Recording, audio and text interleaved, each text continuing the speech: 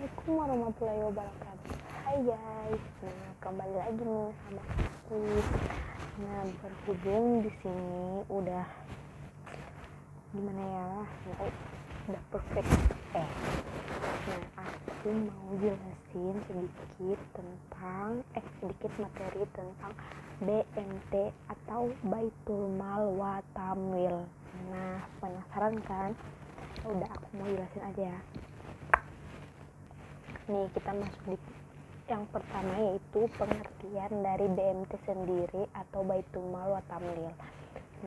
Baitul Mal wa Tamwil atau Balai Usaha Mandiri Terpadu adalah lembaga keuangan mikro yang dioperasikan dengan prinsip bagi hasil, menumbuh kembangkan bisnis usaha mikro dalam rangka mengangkat derajat dan martabat serta membela kepentingan kaum fakir miskin, ditumbuhkan atas praksara dan modal awal dari tokoh-tokoh masyarakat setempat dengan berlandaskan pada sistem ekonomi yang salam atau kesekamatan, berinti keadilan, kedamaian, dan kesejahteraan. Sesuai namanya nih, BMT itu terdiri atas dua fungsi utama menurut Aziz pada tahun 2004. Yang pertama itu Baitul Tamwil atau rumah pengembangan harta. Melakukan pengembangan usaha-usaha produktif dan investasi dalam meningkatkan kualitas ekonomi usaha mikro dan kecil dengan cara mendorong kegiatan menabung dan menunjang pembiayaan kegiatan ekonomi. Yang kedua yaitu Baitul Mal atau rumah harta, menerima titipan dana zakat, infak, dan sedekah serta mengoptimalkan distribusinya sesuai dengan peraturan dan amanahnya. Masuk yang kedua itu asas dan prinsip dasar dari Baitul Mal wa Tamwil. BMT didirikan dengan berasaskan kepada masyarakat yang salam, yaitu penuh keselamatan, kedamaian, dan kesejahteraan. Prinsip dasar BMT itu ada yang pertama ahsan atau mutu hasil kerja terbaik, thayyiban terindah, ahsanul amala memuaskan semua pihak dan sesuai dengan nilai-nilai salam. Yang kedua ada barokah, artinya berdaya guna, berhasil guna adanya penguatan jaringan, transparan, dan tanggung jawab sepenuhnya kepada masyarakat. Yang ketiga ada spiritual communication atau penguatan nilai ruhiyah. Yang keempat itu demokratis, partisipatif, dan inklusif. Yang kelima keadilan sosial dan kesetaraan gender, non diskriminatif. Yang keenam ramah lingkungan. Yang ketujuh peka dan bijak terhadap pengetahuan dan budaya lokal serta keragaman budaya. Dan yang terakhir yaitu berkelanjutan, memberdayakan masyarakat dengan meningkatkan kemampuan diri dan lembaga masyarakat lokal. Kita masuk dalam pendirian dan permodalan BMT. BMT ini merupakan lembaga ekonomi atau lembaga keuangan syariah non-perbankan yang bersifat informal.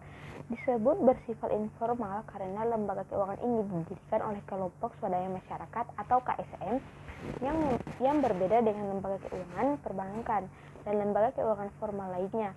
BMT dapat didirikan dan dikembangkan dengan suatu proses legalitas hukum yang bertahap. BMT itu dapat didirikan oleh sekurang-kurangnya 20 orang.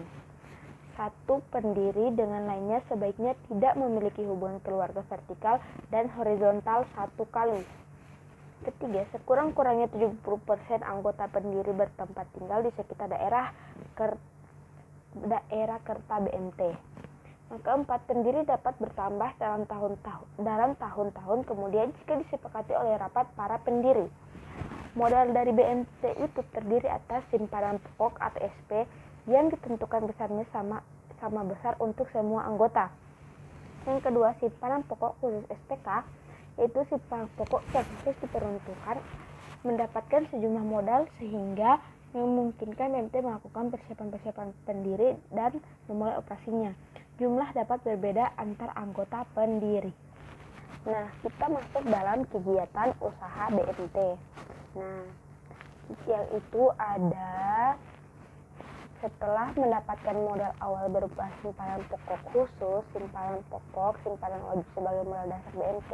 Selanjutnya BMT memobilisasi dana dengan mengembangkannya dalam aneka simpanan sukarela, semacam tabungan umum dengan berasaskan akad mudharabah dari anggota berbentuk simpanan biasa, simpanan pendidikan, simpanan haji, simpanan umroh, simpanan kurban, simpanan idul fitri, simpanan walimah, simpanan akikah, simpanan perumahan, simpanan kunjungan wisata, simpanan mudharabah berjangka, semacam deposito 1, 3, 6, dan 12 bulan.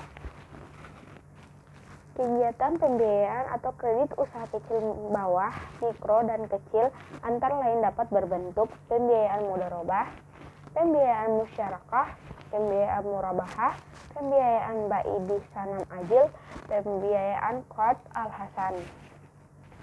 Oke guys, sekian dulu penjelasan dari aku. Semoga kalian mengerti ya. Udah gitu aja. Bye bye, see you next time.